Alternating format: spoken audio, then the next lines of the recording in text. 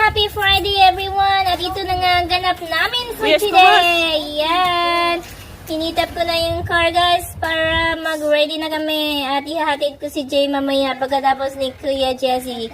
At maghihintay kami ng school bus niya guys para doon siya sa school bus because that's his routine every day, every school days. Pinipick up siya ng school bus niya. Drop off siya dito sa bahay. And Jay we're gonna bring him in school. Yeah, don't close it. And ito na nga guys, pumunta na kami sa kalsada para maghintay ng school bus ni Jay-Z. At yes guys, dito guys sa school sa America guys, kalhin mo lang yung mga bata dun sa school guys kasi may libre nang silang food guys, may libre silang breakfast, lunch, and even dinner guys kung may Take a picture. night